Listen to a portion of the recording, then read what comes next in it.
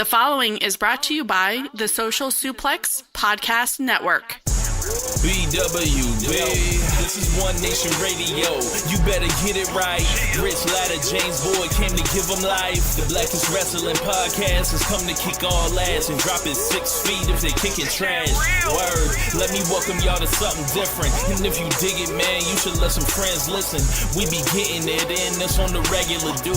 Ravish and flow, but this shit rude. See, James don't rap, so I had to break it down. The whole network, man, we coming for the crown. Raps in the columns, I keep them both covered. Making the beats too, so the listeners can bump it. Hit us with the rating, yeah, I'm saying it's a 5. Before you hit it, talk, bob your head side to side. This One Nation Radio, and this is the beginning. It's Rich, and I'm here with James. It's time to listen to One Nation. We got to unleash the power of the pyramid.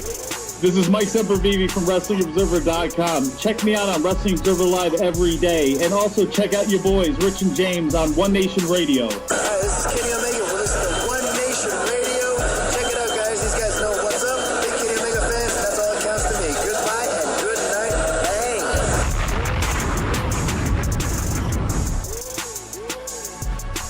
Welcome to the June 27th edition of One Nation Radio. Sorry for the absence. I took a week off. A lot has happened in the wrestling world, and we are going to try to cover it as much as we can. Show may run a little bit long, but I got you, and we're going to do the thing. I'm drinking out of my metal cup right now. If you are watching this on YouTube.com, if you are someone that would like to place a sticker or some type of, advertisement on this here cup, you know how to hit me. Anyway, we got plenty to start. We're going to start on a sad note today. Obviously, you guys know we had the passing of Vader, Big Van Vader, and he was 63 years old, I believe, and, he had been going through health problems the last couple years, and it had got to a situation where he knew he only had, a certain amount of time left, and one of his dying wishes was to go into the WWE Hall of Fame, but never ended up happening for him while he was still with us. Hopefully he's able to get in as soon as next year, because there's no reason he shouldn't have been in the first place. Vader was a true legend of the ring all around the world, whether it be All Japan, New Japan, Germany, Mexico, WCW. He honestly didn't have the greatest run in WWE. I guess there was a lot going on there, politically, and, we never really got the real Vader that was elsewhere. So I watched the Vader and Sting match from Great American Bash 92 earlier this week. It's just absolutely brutal. Also, obviously, everyone has their match recommendations out. There's a lot of stuff up on New Japan World. There's a lot of stuff, obviously, on the WWE Network. Every match he ever had in WCW is up there on pay-per-view, as well as WWE. So feel free to jump in and pay your respects to Vader. And, it was unfortunate he had, because I always liked Vader when I was a kid. I love his music. I thought it was actually like if, a lot of the WWE entrance music from that time kind of sounds similar, but to me that one kind of stood out, and I would actually I would rap on Vader's instrumental. But yeah, man. So rest in peace, Vader. We're gonna be moving through, stuff, very quickly today. If you guys have, are watching this on YouTube, make sure you guys subscribe to the Social Suplex Podcast Network. Check out all the great shows on our network. We have the Ricky and Clive Show. We have the Outsider's Edge with Rance and Carl. We have my show, One Nation Radio. We have Grown Men Watch This Shit, and we also have Keepin It Strong Style that covers New Japan. So make sure you guys check that out. Social Suplex shirts, you can email Jeremy at socialsuplex.com. See yourself how to get your hands on one. The next story that we have to talk about is obviously Big Cass. Now this guy was basically shown the door after Money in the Bank.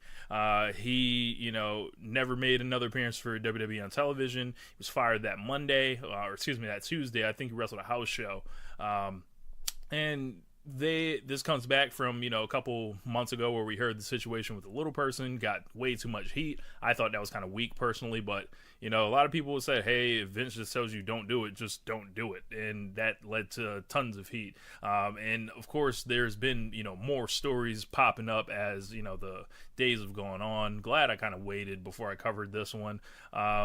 There was an incident supposedly that happened allegedly over on their overseas tour where he broke down a door in a bus and thought it was a rib or something like that, and he basically broke it down and folks had to use the restroom essentially like in with the door open, so no one actually had privacy. There's rumors that he got involved with Carmella, who he used to date and everything like that, and it came to a situation where he had to kind of be separated from her, so you can't be having that shit. And with Big Cass, there's also reports that WWE was unhappy with his work in the Big Show feuds as well as the Daniel Bryan feud. I thought he had one shining moment, and it was at the very beginning of the feud with that promo that he cut, and it went over really well. I put him over, praised him for that, but never really, did anything else. The subsequent promos never really caught on the same way, and the matches never quite reached that, other level. So, I probably would give like his match with Daniel Bryan. I thought that was the best match I've ever seen him in, but that's also like a really substandard Daniel Bryan match. It's around like a 3.5. Maybe if you're really happy with the match and you're super positive about everything and it's just the greatest thing in the world and you haven't really been exposed to everything,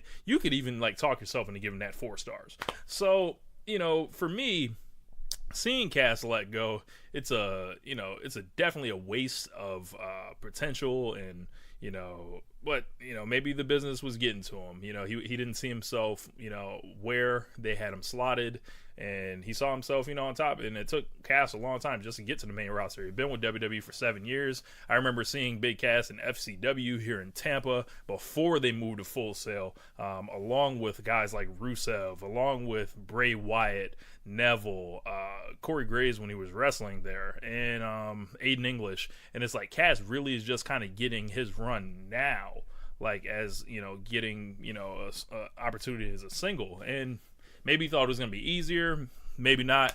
Either way, Big Cass is out of here.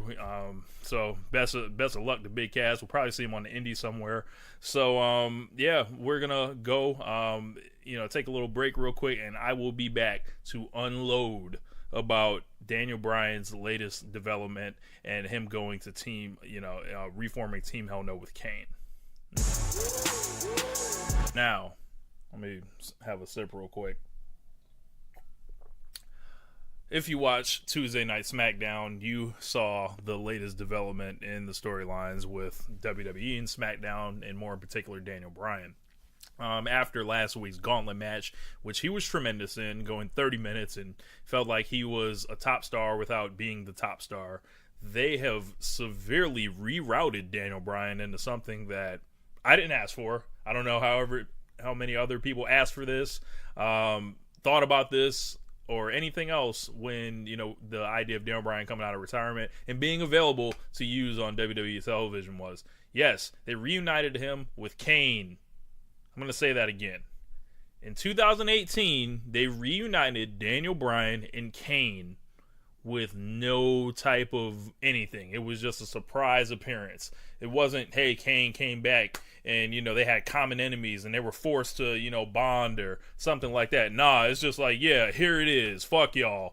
I think this is awful. I think Daniel Bryan should leave WWE at this point.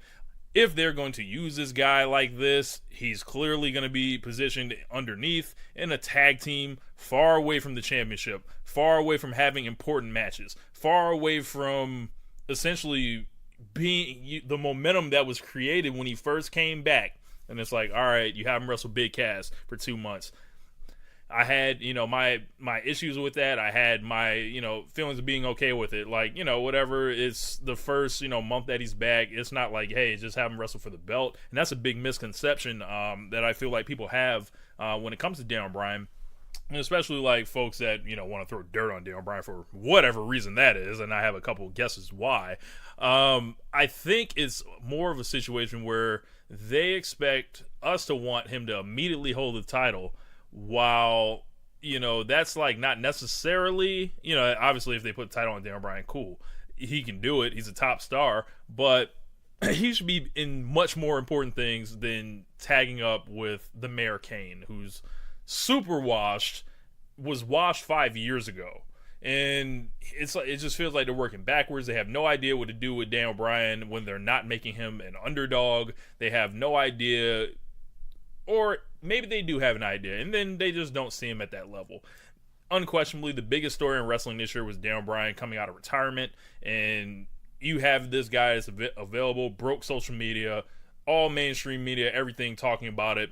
And what do? You have him wrestle with Big Cass for 2 months, and you put him in a tag team. This is not the Golden Lovers. One guy in this scenario, it would be like, oh yeah, Kenny Omega was tagging with the Golden Lovers, whatever, right? Let's look at their partners. Kenny Omega was tagging with who? Kota Ibushi.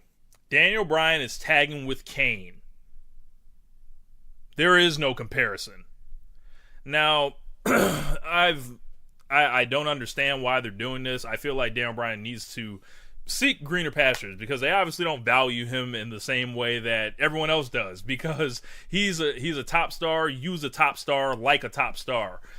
In my opinion, I feel like it should be a situation where SmackDown should be set up with 2 matches every time off rip. And now they're still going to be set up to an extent with Daniel Bryan working a tag team scene. I'll get back to why they had to put these guys together in my estimation. But if you look at SmackDown and you have AJ Styles as your babyface champion fighting off guys, I feel like there should be 2 spots on each card. It's like, hey, you have AJ Styles in the championship match mowing through competition, and you have Daniel Bryan on the other side mowing through competition. There's no fucking reason that Daniel Bryan and Andrade Cien Almas couldn't have been running in that Extreme Rules. Let's talk about Almas. Almas has been up since the week after WrestleMania, called up in the Superstar Shakeup. How many times have we seen Andrade Cien Almas wrestling? 2. And then, who did he wrestle? Jobbers. They have no plan for this guy. They have no type of action plan, anything. Like, they've got this guy about to fight Sin Cara. This is stupid on all levels. I don't know who would book this.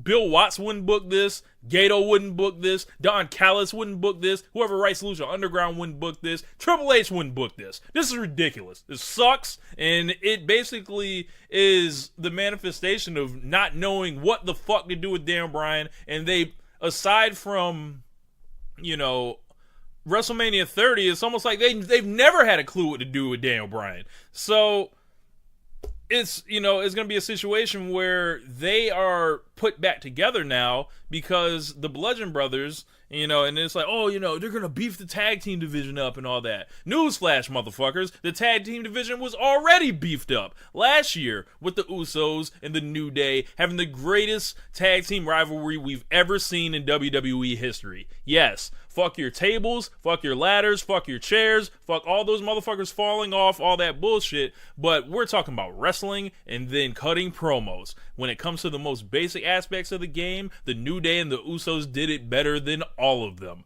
So what happens is when they have this thing, WWE just kind of loses interest in it, or it runs its course. I'll say it runs its course. But you have the shakeup to pull in new teams like the Bar, to come into this brand, and also the Bludgeon Brothers. But what they've done is they've had the Bludgeon Brothers mow through everybody. Like, just absolute destruction. Squashing the Usos in the New Day at WrestleMania. Squashing the Usos repeatedly.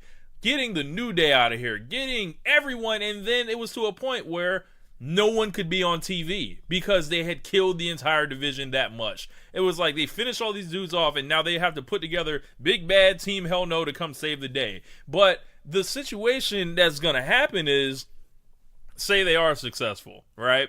Daniel Bryan and Kane are then going to become the tag team champions. Or is Daniel Bryan the tag team champions, or is Kane the tag team champion? They'll have to figure it out. But it's a situation where Daniel Bryan's going to be stuck with this albatross of Kane for not only the challenging weeks, of the storyline, but if they win the belts, then he's stuck with them for even longer. And then what do we have? A fucking breakup. So, like, he could be handcuffed to Kane until, like, Survivor Series at this rate, or Royal Rumble. That's such a waste for a guy that falls out the sky that can be your top star, a guy that's cleared medically, a guy that has not signed his contract yet. So, in my opinion, Daniel Bryan, and I know you're not watching this video, you're probably, hanging with your wife, you're, doing nice vegan things, working in the garden, but look, man, for not only your career, but everyone's like enjoyment, and the crowd lost their mind seeing that shit. And it's like and we're gonna talk about this later, when crowds see angles, chances are they're gonna cheer, but reality is gonna set in with this shit. When you realize Daniel Bryan's not being pushed like a main eventer, when you realize he's not being used in anything really important,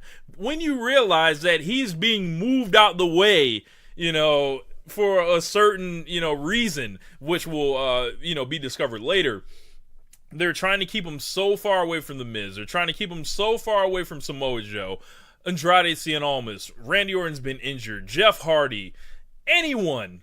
Instead, he gets thrown in the tag team division. I don't think anyone could fuck it up as much as WWE's done as far as capitalizing on that momentum that came out of WrestleMania. They were just like, we don't need it. We'll just do whatever. And, of course, nothing matters because, TV money and all that. But had this not been the TV money era, I don't think they would have the heart to do this. But they fucked up Daniel Bryan on multiple occasions over and over again. Swig of water. And they've backed themselves into a situation with me watching this. It's like, I fucking hate it as soon as it happens. Because we never asked for it in the first place. Kane can just never wrestle again as far as I'm concerned. And it's like, there's so much more better shit for Daniel Bryan to be doing. And you got a guy in Andrade Cien Almas sitting there who's begging to get a first feud that means something and to make his impact. And what did they do? They have him in these vignettes for literally 2 months. What the fuck, WWE? I don't fucking understand it. Like that makes me want to pull my hair out. Daniel Bryan deserves so much better. Like I said before, there should be the AJ Styles Championship match, the Daniel Bryan Opponent of the Month. You have those as your anchors until it's time to bring Daniel Bryan and AJ Styles together, or whoever the champion is by that point. If AJ dropped it to Samoa Joe, or like, what is Nakamura doing now? Like, he's going to have to fight Jeff Hardy for the U.S. belt, because that's what they do when guys lose all their world title matches. They get moved over to the secondary belt as to not, try to loot, to try to give them something, essentially. But, man, they really shocked me with this Team Hell No shit, and not in a good way. And I think they are going to run the risk of Daniel Bryan looking them in the face and being like, you know what? I'm rolling. I'm out of here. I'm going to do my own thing. I'll go wrestle Okada at Wrestle Kingdom 13. Holla.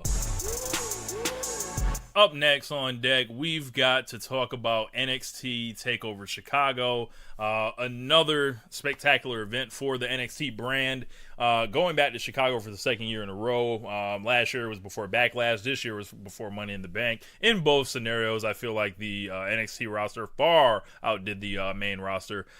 We had Oney Lorcan and Danny Burch, shout out Danny Burch, taking on the Undisputed Era of Kyle O'Reilly and Roderick Strong. And they flat out had one of the best WWE matches of the year. One of the best tag team matches that you'll ever see. I don't think this was like...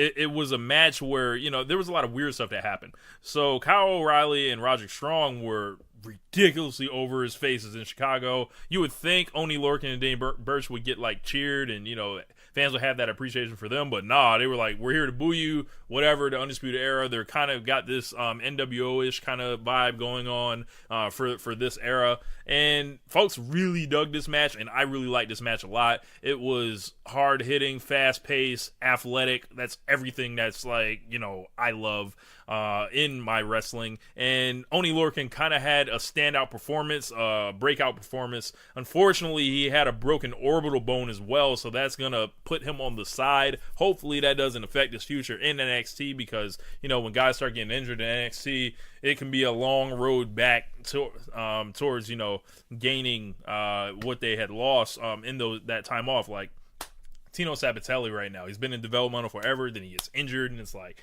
they start looking how long they've had you there, and then they start cutting you after that. So Strong and O'Reilly retained the NXT Tag Team titles. Awesome match if you haven't seen it, which by now you should have. Speaking as seeing as I took a week off and then I'm covering this, Velveteen Dream and Ricochet. My God, the future of black wrestling is in excellent hands in WWE if these two guys are leading the way. These guys came out here and had a 22-minute match, and it was like a game of one-upsmanship and athleticism mixed with great hard-hitting, power moves, mixed with guys flying, guys playing to the crowd, and just looking like literally the future. Velveteen Dream showed up, stunting, swaggerific as ever, in the Hulk Hogan gear, just to fuck with all the naysayers, with the Prince Puma outfit, just for those that know really what it is. Thought that was excellent. Dream in some areas, he's not as crisp as you would expect him to be at this stage, but he is very young. Folks forget that because his character work is so excellent and his grasp of the moment and everything. But, just when it comes to little technical things in the match, like it's not the greatest Ricochet match I've ever seen, but this was definitely a very good one. And I feel like folks that only watch WWE or NXT see Ricochet in this match and they're like, whoa. And that's like, yo, this is what he does. Like, that's not anything like special. And I don't say that in a sense of like, yeah, you shouldn't be impressed by this, but no, this is regular. Expect this from not only Ricochet against Dream, but pretty much anyone who he goes in there with, if he gets time and if he gets an ability to kind of build something with them. Velveteen Dream and Ricochet have been wrestling each other for months on the house show loops in Florida, all over the country. Like I said, if you want your sticker right there, hit me up. But if if he gets that time with them, it's going to be excellent. And Ricochet is like one of the best guys in the world. I think he's an absolute superstar. Should be on the main roster. Should be a main eventer. Should be fighting Daniel Bryan. How about that? Let's bring Ricochet up and have him fight Daniel Bryan. Got all this cool shit for them to do. Will they do any of it? Probably not. Why? Because none of it matters. After that, Shayna Baszler and Nikki Cross.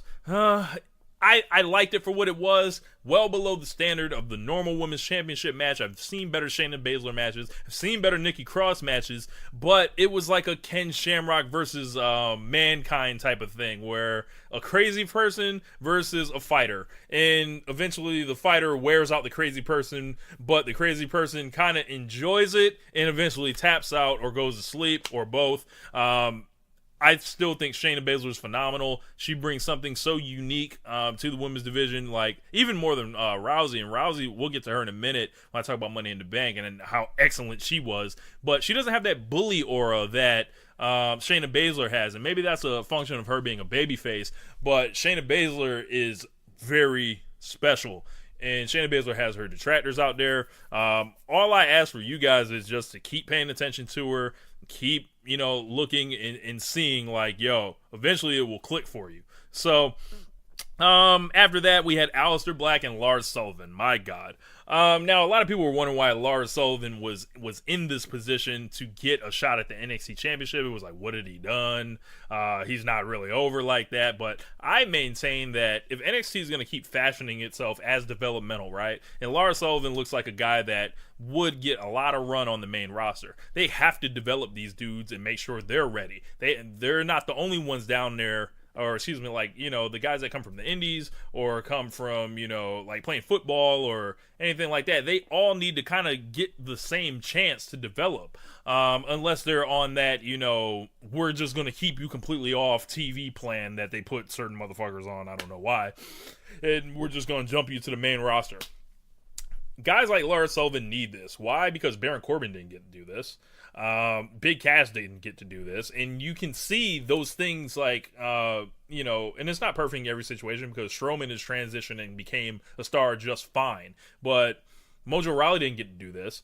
These are all guys that kind of, just were in the middle, lower card, and you get them into the main roster, and it's like, wow, you have all these high hopes for them, but they never got reps like that in NXT. So this was an important match for NXT to not only have now, but to lay the foundation where when it happens again, it's like, oh, okay, we can roll with it, because it's not like they will just be able to surprise you with this anymore. It's already happened, and it wasn't an absolute disaster. It was, not a regular Aleister Black match, and of course we had the big whiff of the the kick, the Black Mass, and WWE teaching people to sell no matter what. I don't know why they do that because it's very weird. And Sullivan, I feel like they're telling guys to do that.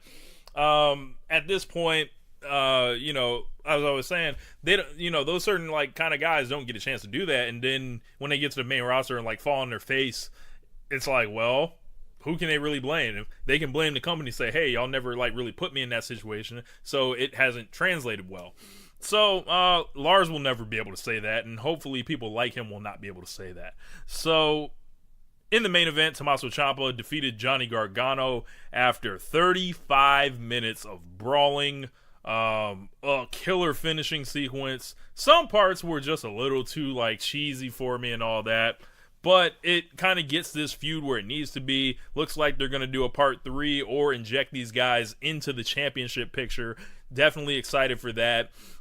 Gargano and Ciampa, it was, to me, the match over WrestleMania weekend. As I've stated on One Nation Radio before, I feel like that's the greatest match in WWE history. To me, this was not on the same level. This is a level below that. They get points for the creative finish. They get points for, doing ungodly harm to each other. But to me, the wrestling matches usually rank a little bit higher for me than just the all-out brawls, and I feel like the match in New Orleans had a lot more wrestling elements to it, with the I'm gonna kick the shit out of you stuff as well. Ciampa's continuing just a virtuoso heel performance that they'll be able to show people on a reel one day, hopefully. And it's the future by that. It'll be the future by that point, so they won't need a reel or anything. But I overall, I thought it was an excellent show. TakeOver comes to play, comes to deliver. It's fucking NXT TakeOver. What do you expect? I expect greatness, and I don't think there's a reason to not expect greatness. The dark match on that show, and this is something to watch out in the future, Bianca Belair versus Dakota Kai. Bianca Belair is a motherfucking star. That's all I'm going to say. I guess we have to talk about Money in the Bank, don't we? Now, if you guys want to hear a more thorough version of my analysis for this show, I was on a show last week with the Doc Chad Matthews. And speaking of my boy, the Doc Chad Matthews, my early advance copy of his new book, The Greatest Matches and Rivalries of the WrestleMania Era, has arrived. I will be mowing through it and also interviewing Chad on the podcast. July 29th is when we'll be recording it, so look for it a little bit after that.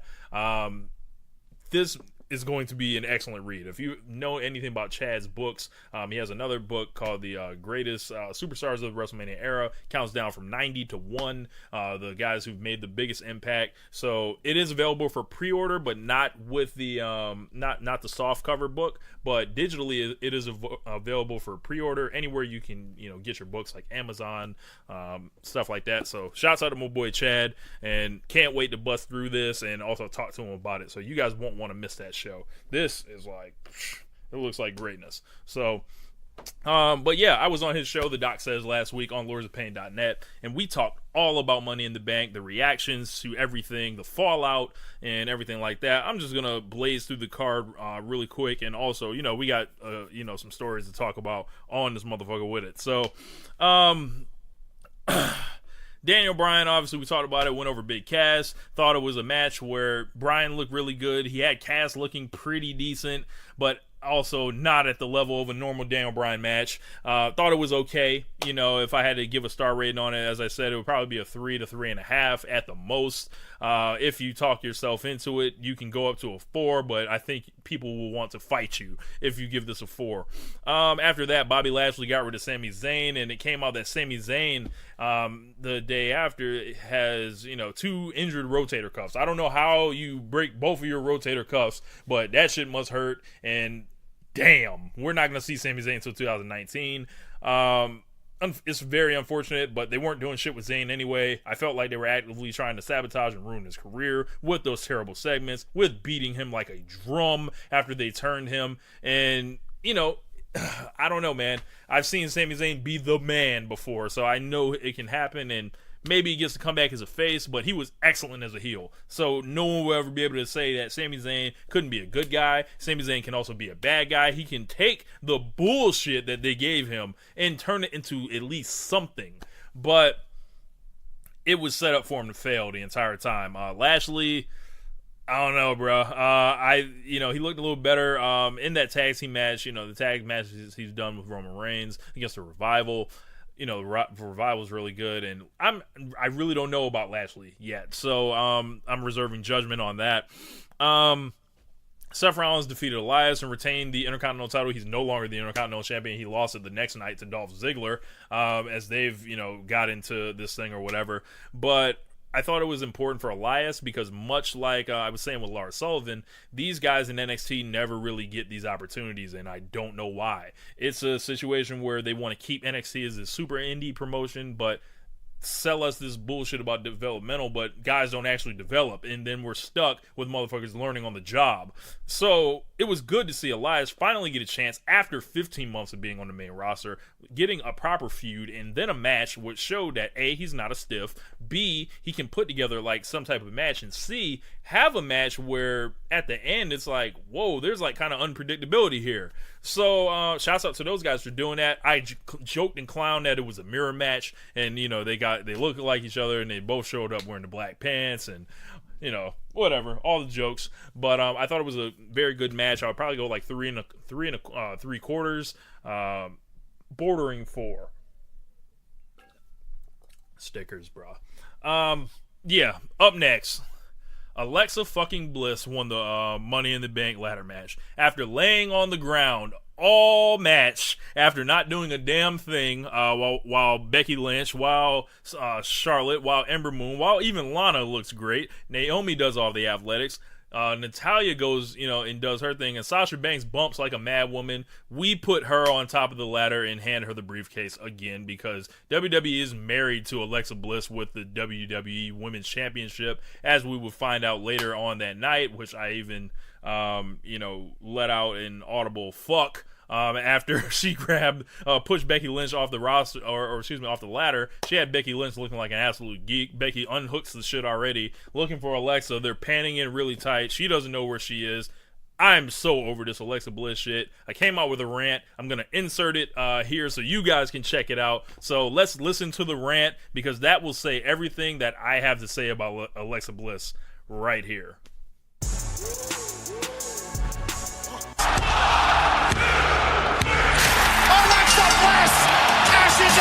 Alexa Bliss is champion, right back on the throne where the goddess belongs. You cannot be fucking serious. I don't understand.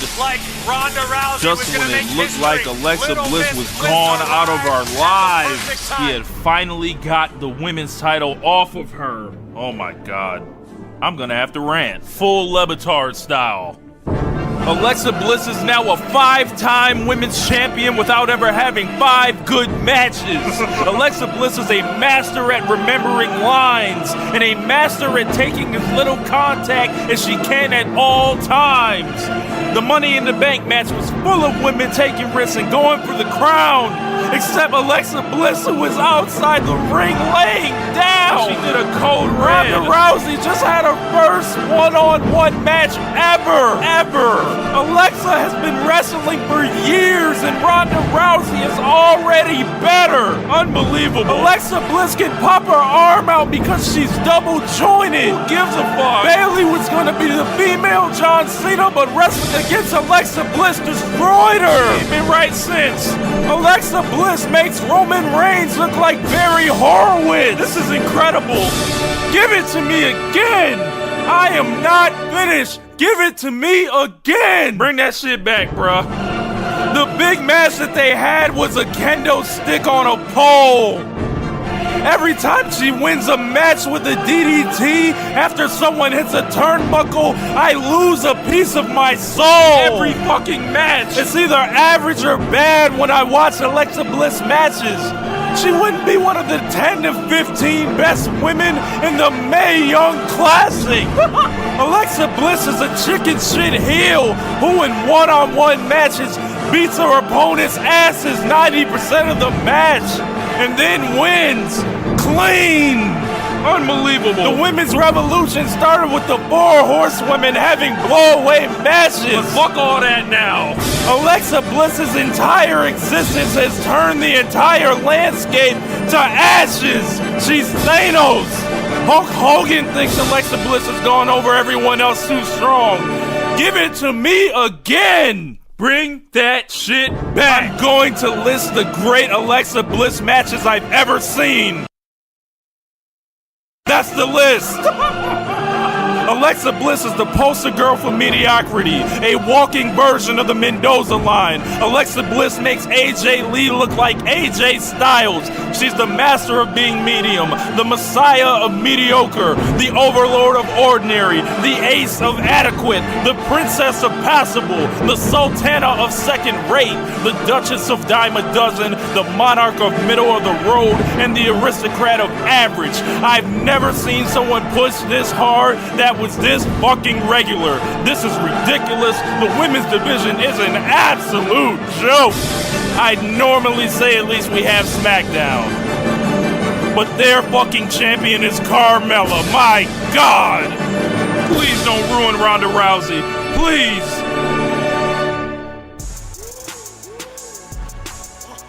Yeah, man. As the rant did, I'm not here for this Alexa Bliss shit. She's, the rant said it all. Never mind. From there, we had Roman Reigns and Jinder Mahal. My God. A true contender for one of the most shit-on matches of all time. We had chants of CM Punk, Johnny Gargano, NXT, everything under the sun. And this match has been described as a lot of things, but I feel like one that is not being said is the one I think it is the most. This was a protest. And this was a message from the Chicago crowd that we're not here for this overpush motherfucker, and we're not here for this overpush motherfucker. And all of 2017, obviously, Jinder Mahal was, a lightning rod issue amongst folks, especially a lot of them that were going to be in Chicago. And they decided to put him out there with Roman Reigns, who everyone is tired of being forced that he's the hero, that he's the good guy. And it's like,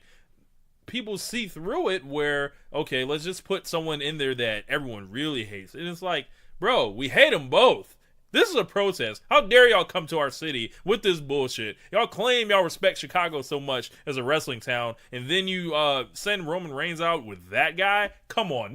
That was a fuck you to the fans, and the fans extended both middle fingers back like Rawls from The Wire. And this was a situation, it was, I don't want to say, obviously, there's been a lot of controversy. Charles Robinson has come out and said, folks need to basically, these guys are busting their ass. It wasn't about them busting their ass because the match was just a match. It was literally just there happening.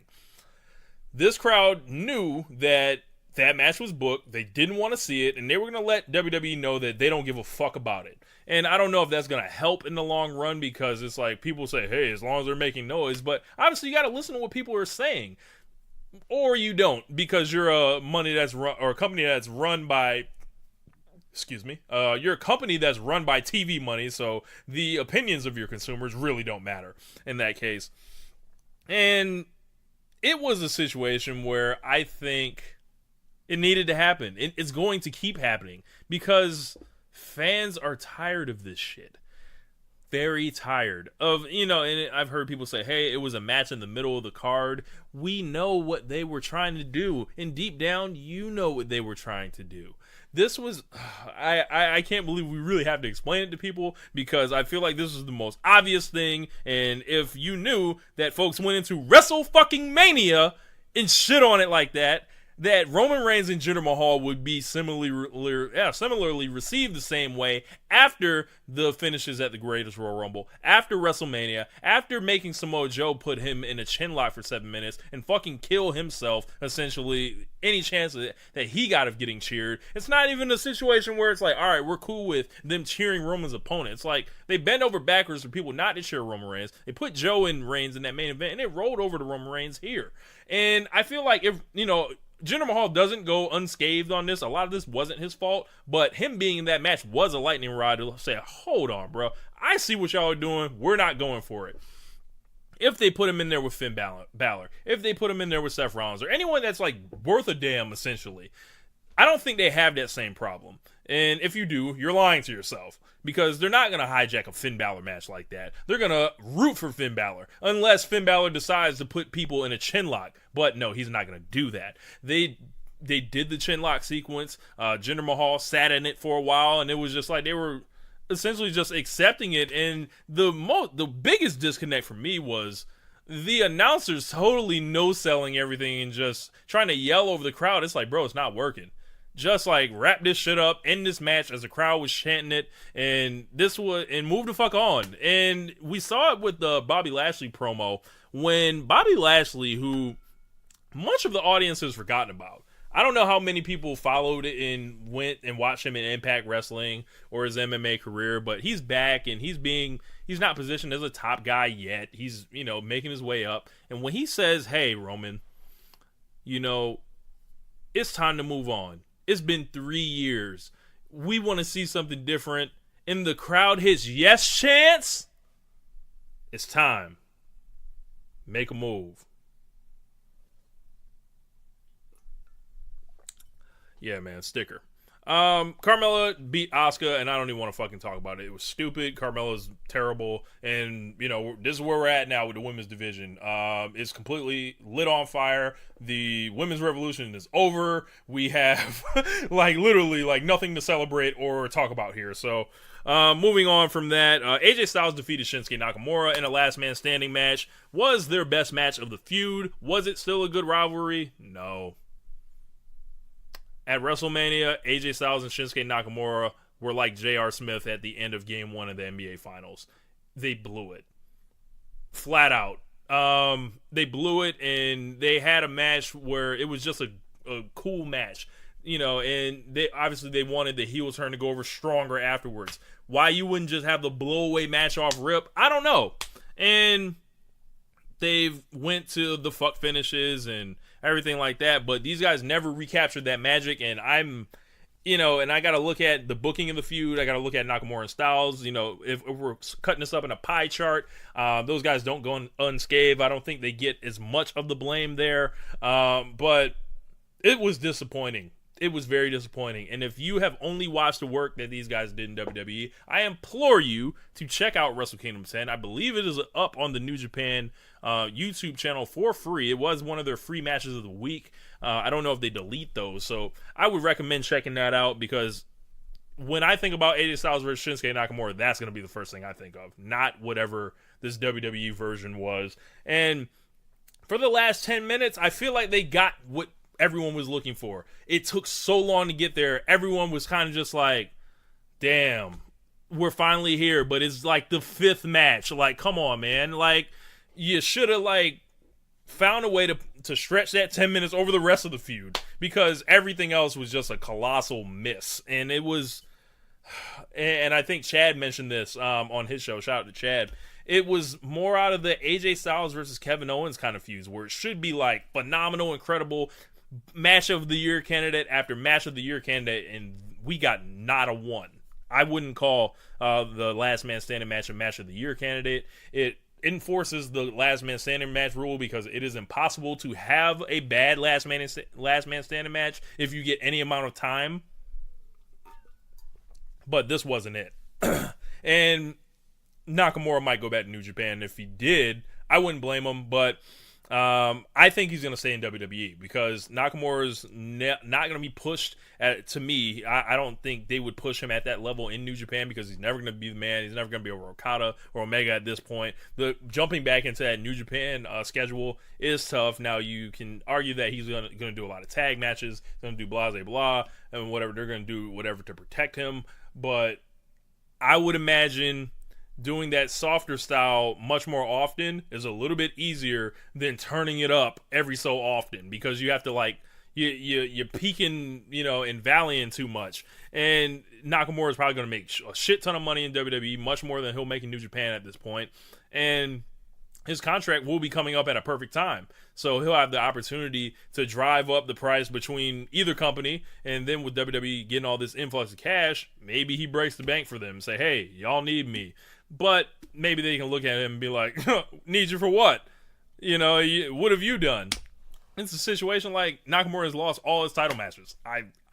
You couldn't book Shinsuke Nakamura worse if you tried, and that seems to be a familiar thing up and down the card, especially with Daniel Bryan. Like you couldn't do a comeback worse. I saw a guy on Reddit say Bret Hart in WCW is similar to Daniel Bryan after his retirement coming back to WWE. Now that's fucking strong. Now, time will tell if it gets to that point, but right now the parallel's looking spot on.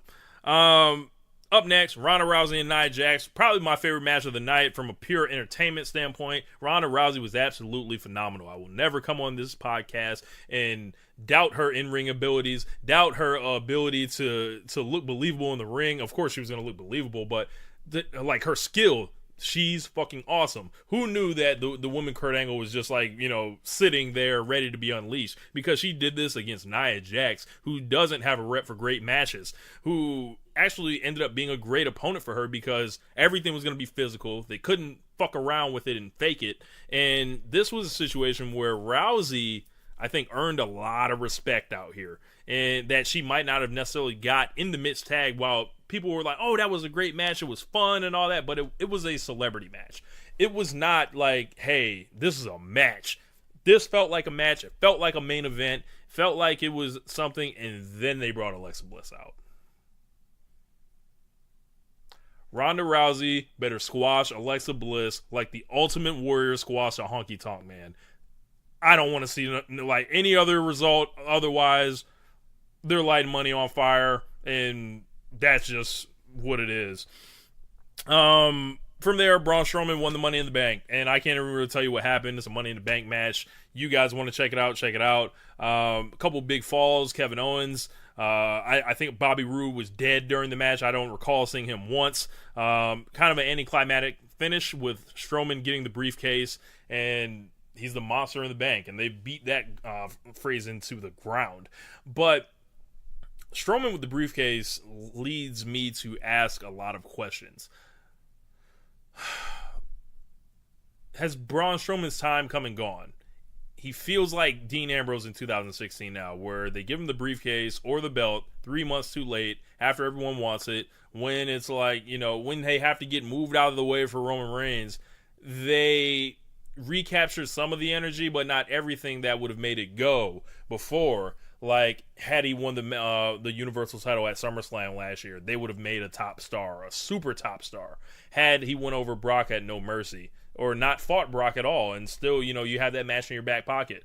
Had you not hidden him in the Royal Rumble that he couldn't win, because you couldn't have Braun Strowman in the Royal Rumble if he was going to win, right? And then, he was hidden in the Triple Threat match with Kane not to take a fall. And then you have him in the Elimination Chamber match, eliminate everybody, and then still lay it down for Roman Reigns at the end. And it's just like, we see what you are making him, and we thought that he was above this. Now, he's a babyface with the Money in the Bank. It's different. They can try it. Hopefully he announces he wants to fight somebody, head up, because Braun Strowman doesn't need to be running behind nobody, acting like no bitch or anything. So it'll be interesting to see what they do. Not really a ton of excitement overall on the show. It felt like how a lot of 4-hour shows in WWE are going to be. There's going to be some stuff you enjoy, there's going to be some stuff you hate, and then there's going to be just indifference. And I think, for the sake of not only this podcast, I think things need to be really great so I can gush about the greatness, or it needs to suck so I can rant. But when it kind of averages like this, it's like, man, maybe I should take a week off. It's like, and that's kind of what happened. It was kind of like this. Like, yeah, there were some good things, and then there was, a lot of shit that was just like, who would ever book this? And then there were things that I really liked on the show, like the Alexa Bliss, or excuse me, definitely not the Alexa Bliss, the Ronda Rousey Nia Jax match. Styles and Nakamura was more good than bad. That I described it. Rollins and Elias, and I thought Bryan and Cass was serviceable. But these are 4-hour shows. That's a lot of time to fill. If we end up in a situation where like a third of the show is great, that's just not enough for me. It just isn't at this point, especially with the amount of time that folks dedicate to this stuff. So up next, of course, we have to talk about the new great debate in wrestling: Bayley and Sasha Banks. who is the baby face and who is the heel. So I've heard, a lot of different shows, a lot of my colleagues and a lot of, folks I regularly listen to just fall on either side of the fence. Usually there are patterns to this thing. Can't really call one on this. I'm in the camp where I feel like Bayley's a heel, obviously, because she jumped on Sasha way too hard on that, and the way the commentary did it, and I think we have to address the elephant in the room with the crowd. Obviously the crowd went apeshit and cheered in a way that I don't think I've heard them cheer in a while. Now, usually what happens when someone turns or there's some type of big angle like that, people are happy to see an angle, and that's what this was. People were happy to see an angle, and that's why they cheered.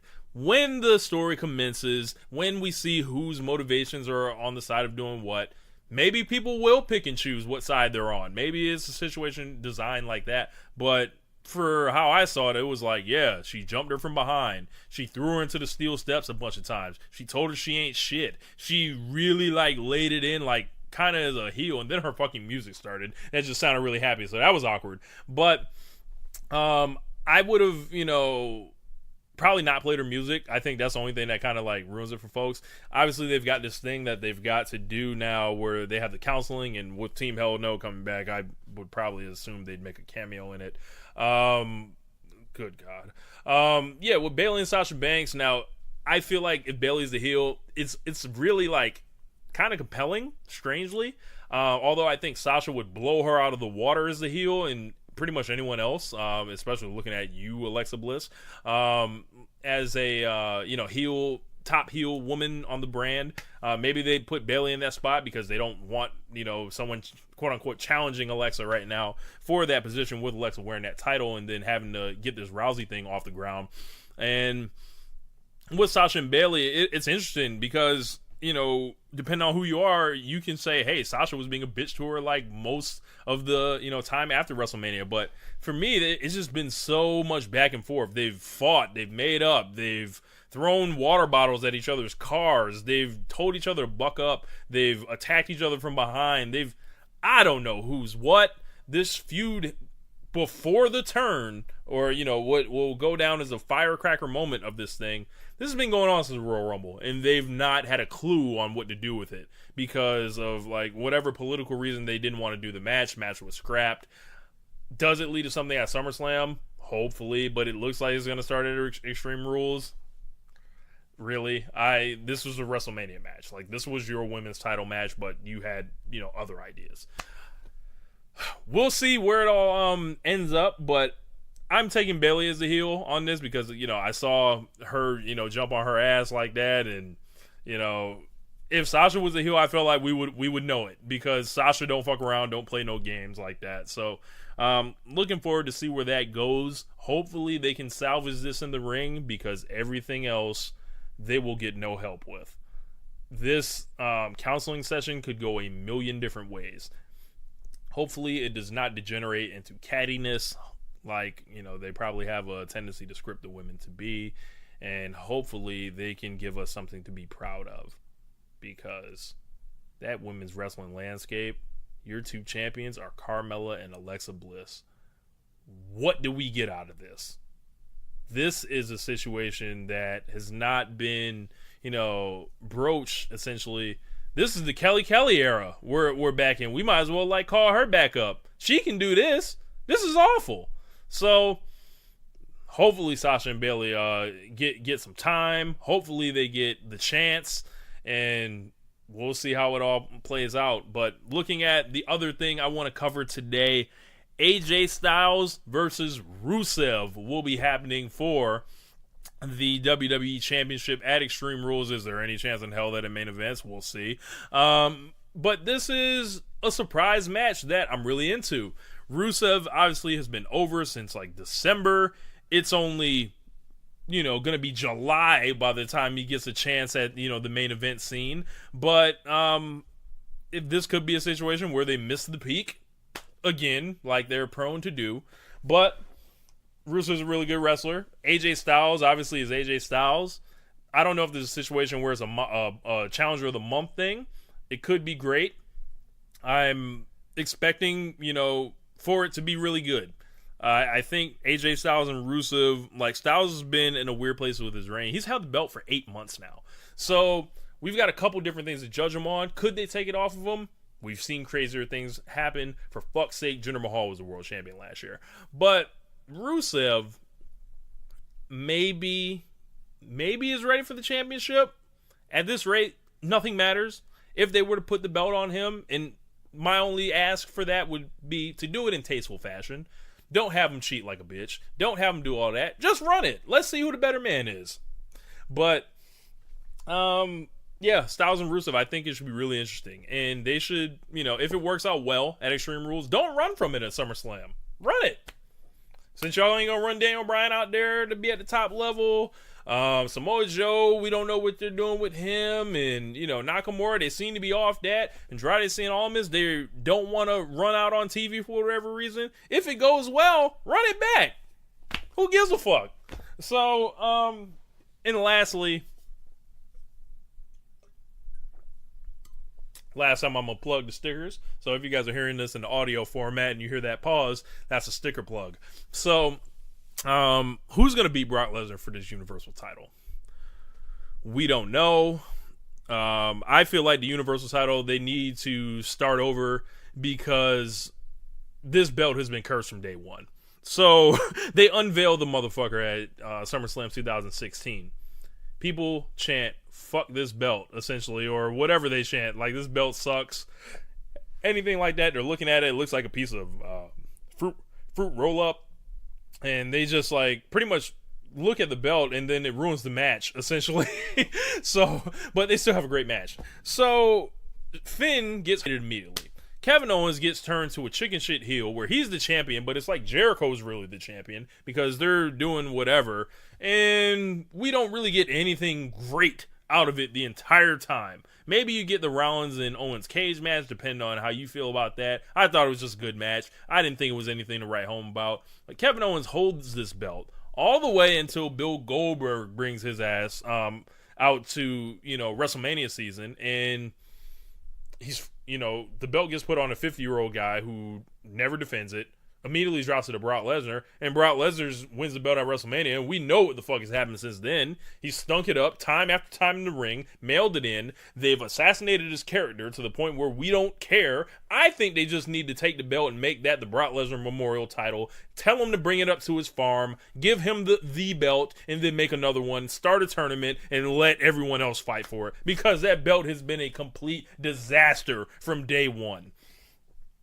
Like, it's not credible. No one cares about it. It's out of sight, out of mind at this point. And the way it's affecting Monday Night Raw is just making it look like, yeah, there's an entire scene that Brock Lesnar's just above. And shouts out to Ricky and Clive on the Social Suplex Podcast Network, who explored this very issue in super depth, like looking at it from all angles. And I believe that's the point they made, where they were looking at it's created just this, distance between Brock Lesnar and everyone else that really isn't like natural. And we've kind of been on this road before, like where Brock Lesnar was the absentee champion. Difference is it's not 2015. We've seen it before, and this just looks like more, fucking around on WWE's end for them to not pull the trigger and get the belt off of him and get it on to, because whoever is going to beat him, and we're looking at Roman Reigns like it's going to be him. I don't know why WWE is obsessed with getting Roman Reigns cheered, because it literally doesn't matter anymore. And B, we know, quote unquote, no one else is going to beat him, even though Lesnar's Strowman's walking around with his briefcase. It's like, he has a Money in the Bank briefcase. Who can predict that shit? So it could be a situation where, eventually whoever beats, but even then, that's throwing the Universal title into even more like, controversy and pandemonium, where it's like, yo, we want to see someone win this belt, defend this belt, make it prestigious, and have a long run with it, because this belt has not been shit its entire existence. But WWE's acted like it has, but in the minds of most people watching this shit, it's like, oh, that's the Brock Lesnar belt. And then they just leave AJ Styles out of the main event with the WWE Championship, the one with like 60 years of history behind it. But I don't know, man. I think, it's time for Lesnar to get off that shit. It's time for WWE to either shit or get off the pot with Roman Reigns. or it's time for them to just admit defeat and put the belt on Braun Strowman and run it from there. Anyway, that's going to be my time today. Thank you guys for watching this show, this channel, and subscribing to the Social Suplex Podcast Network. Make sure you guys check out all the great shows on the network. The Ricky and Clyde Wrestling Podcast, the Wrestling Wash with Caleb Baldwin. I don't know where you are, Caleb, but we'll get another one of those eventually. The Outsider's Edge with Rance and Carl, Keepin It Strong Style and Grown Men Watch This Shit. And of course, One Nation Radio, been here since day one, gonna keep being here. And yeah, man, we got plenty to talk about. Gonna talk about the NXT UK. I gotta watch it first. I'm about 2 days behind. I haven't been spoiled on much, so I'm gonna watch that, and then I'll probably be back on YouTube with a YouTube exclusive for that. And yeah, so make sure you guys check out the Social Suplex Podcast Network. I'm getting up out of here. I'll holla at y'all. See y'all, I believe, maybe Sunday. This is Rich. Thank you for listening to One Nation Radio. We'll see you next time.